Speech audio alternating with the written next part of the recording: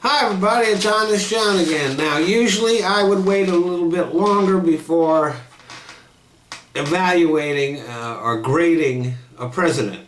After all, the guy has only been in office for a couple of weeks, but we've seen enough of Trump's leadership to get a pretty good idea about what a Trump administration is going to be like.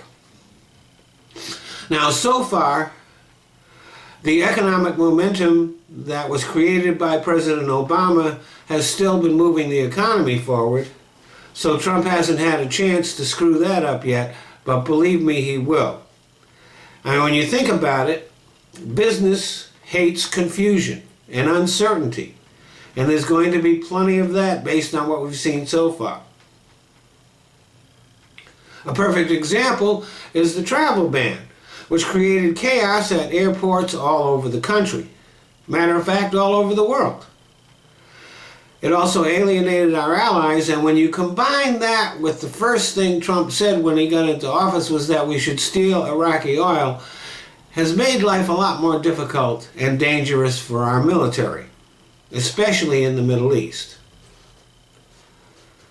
And before he issued that order, he forgot to let folks like the Immigration and Naturalization Service and the Department of Homeland Security know what was going on, which was kind of weird because they're the ones who were responsible for enforcing that order.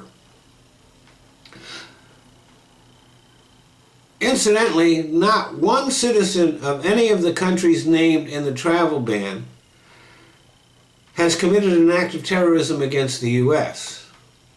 And not one country where Trump has business interests was put on the list, even though some of their citizens have. So it looks like when it comes to national security, as far as Trump is concerned, business comes first, reality comes second. Fortunately, the courts have stopped that order for now. We'll see what happens in the future.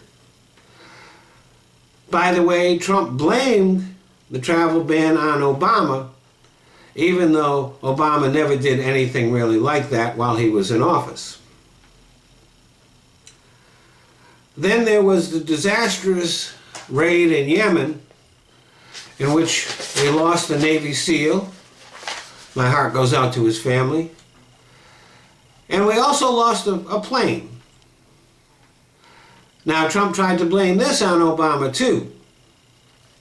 Have you ever noticed that anytime something goes wrong, Trump's not to blame, somebody else is? Usually Obama.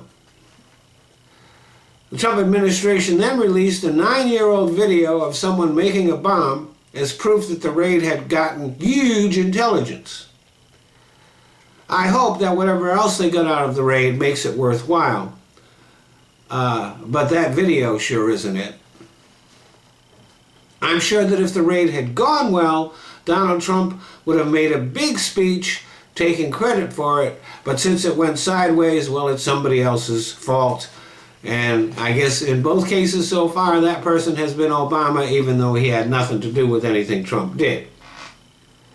I wonder if Trump supporters are ever going to notice that every time things go wrong, it's somebody else's fault. And things are going to go wrong. For one thing, most of Trump's cabinet appointments have no idea of what they're going to be doing, of what their department does, and if they do have some idea of what it is, they're against it. And very few of them have demonstrated any competency in the area in which they have been nominated. He also has not staffed the State Department yet, nor the National Security Council. He did put Steve Bannon on the National Security Council and kicked off the Joint Chiefs of Staff, which is very unusual. So, the main thing that Donald Trump has done since he became president is a lot of tweeting. I mean, the guy tweets like a 13-year-old, which so far is about the level of his competence. Thanks for listening.